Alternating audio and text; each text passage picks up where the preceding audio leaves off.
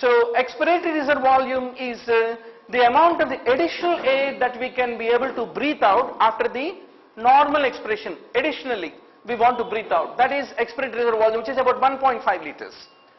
Inspiratory reserve volume is after the normal tidal breath, if you use excess amount of effort, the additional air that can be inhaled after the normal tidal breath is called inspiratory reserve volume. It is about 2.5 more liters that can be inhaled is what need to be remembered. Now finally comes the functional residual capacity. It is the expiratory reserve volume plus the residual volume put together is basically called the functional residual capacity is what need to be basically remembered. Now there are some volumes, there are some capacities. At least we need to remember that there are 4 volumes and there are 3 capacities that we need to know. Tidal volume, inspiratory reserve volume, expiratory reserve volume and the residual volume are the 4 volumes. And we are having 2 major capacities, total lung capacity and the functional residual capacity. So this expiratory reserve volume plus residual volume put together is called functional residual capacity. And the inspiratory reserve volume, tidal volume, expiratory reserve volume, residual volume, that is all the volumes put together is called the total lung capacity is what I want to underscore to all of you. So that is the reason at the end of the story, total lung capacity contains a residual volume which can't be calculated by the spirometry. That's the reason the total lung capacity also cannot be calculated by the spirometry is what need to be remembered. Now let us go to the next question. Calcium absorption from the gut is enhanced by what? Basically 125 dihydroxycholecalciferol alone is permitted to basically increase the calcium absorption from the GIT. What are the other 2 sites where the calcium can be influenced, doctor? One is bone, other is kidney. So in these locations, calcitriol, parathormone, vitamin D, any of them can act. But in the GIT only, vitamin D is given an opportunity to act is what need to be remembered.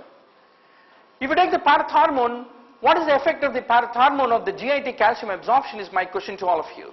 Basically it has got an indirect effect. The parathormone indirectly will be acting on the gut by acting through the calcitriol is what you need to basically understand. Let's go to the next question. EDRF induces the vasodilation by increasing the intracellular cyclic GMP. All of you know very well because we had been answering this question many times. And sildenafil, one of the greatest inventions that has removed all the pathology of the impotence, at least to certain extent, is all because of this cyclic GMP. Now let us talk about what is that very important enzyme which is involved in this. From where is this nitrous oxide basically derived while forming the EDRF? It is the L-arginine from which it will be forming and will be converting the GTP to the cyclic GMP, which will be acting basically as a secondary messenger is what I want to underscore. Let's go to the next question. Urea cycle, definitely one question is going to come in the tomorrow's entrance, doctor.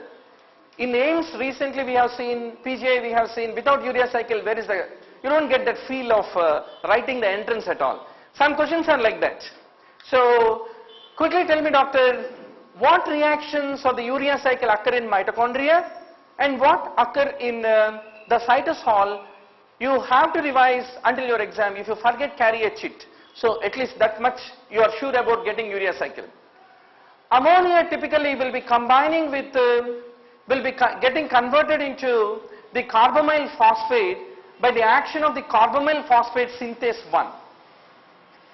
Then this carbamyl phosphate will be converted into the citrulline by combining with the ornithine.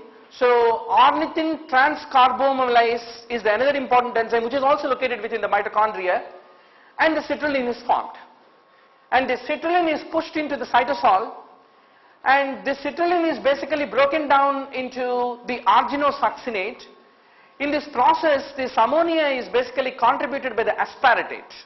Hence aspartate also participates in the urea cycle. Arginosuccinate is broken down by the arginosuccinate lyase into arginine.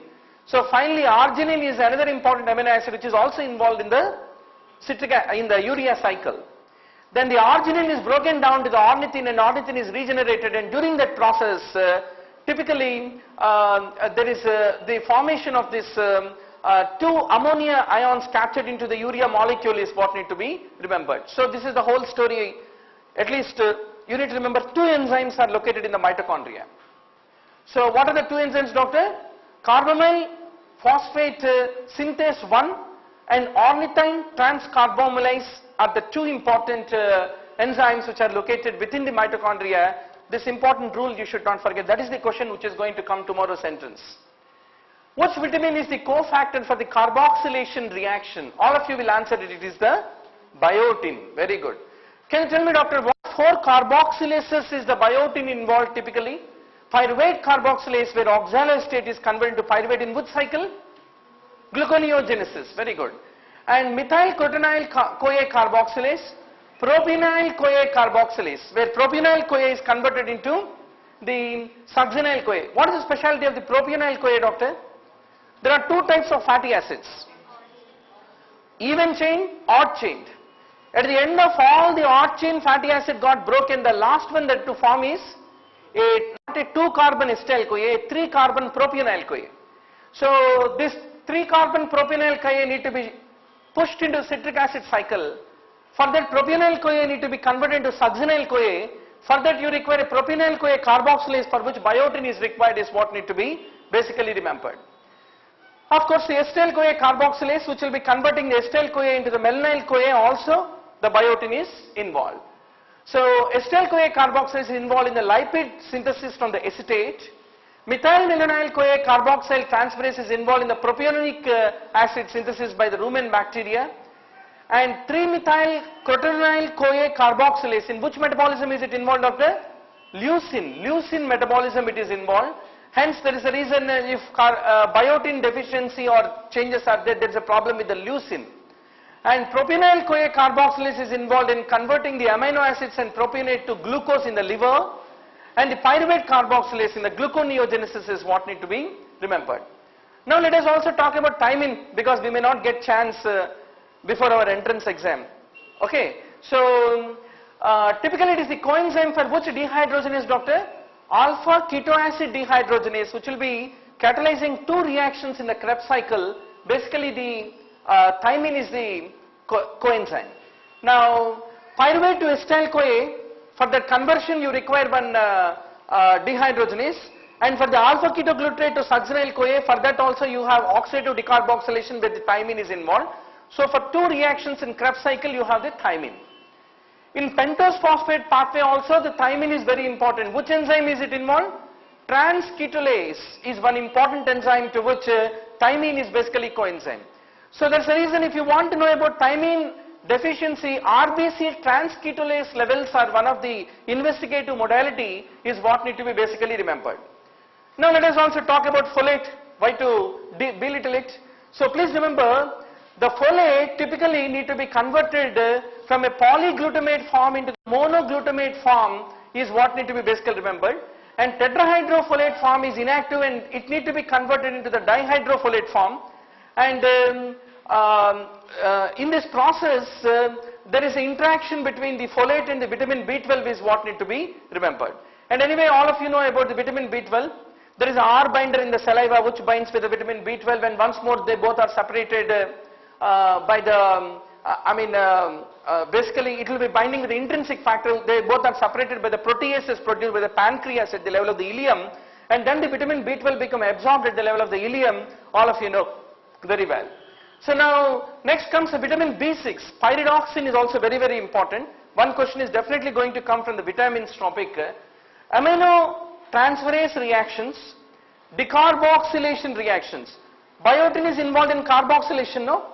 This is involved in decarboxylation, vitamin B6, very important. And for the side chain cleavage reactions also vitamin B6 is important, and for the dehydratase reactions also with the vitamin B6 is very important. Now I like to ask you a question. Vitamin B6 is deficient, which is the substrate that increases in the plasma, doctor? It is the homocysteine levels will increase. Excess homocysteine, can it predispose to the thrombotic tendency? Very much. Suppose you came across a 30-year-old young female presenting with cerebrovascular accident. You have done the homocysteine levels, they are very high. Then homocysteinemia is one of the prothrombotic conditions, just like protein C, protein S deficiency, antiphospholipid antibody syndrome. In all these conditions there is a prothrombotic tendency. Even in the case of the paroxysmal nocturnal hemoglobinuria, is another condition where venous thrombosis is very common in this condition is what need to be remembered, just like in the sickle cell disease also. So if you take this vitamin B6, why the homocysteine levels typically increase? What happens is the tetrahydrofolate will be converting into the 5-methyl tetrahydrofolate, and in that process typically the serine to glycine conversion also occurs. At this level you require the vitamin B6. And one more important thing is this homocysteine need to be converted into the cystathione. For this reaction also basically you require the vitamin B6. If it is deficient, then the homocysteine cannot convert into cystathione, hence it can lead to the hyperhomocysteinemia in these individuals is what need to be basically remembered. But from where is this homocysteine forming is my question to all of you. It is forming from the methionine. So methionine to homocysteine conversion, who is the fellow who is involved, doctor? Vitamin B12 is involved. Hence if vitamin B12 is not there, what happens? Methionine become pent up in the plasma. That's the reason it leads to methylmalonic aciduria is the condition which occurs if the vitamin B12 deficiency is there, and homocysteine excess will occur if the vitamin B6 deficiency is there, is what I want to underscore. Vitamin B12 deficiency leads to excess methionine is what I want to underscore to all of you.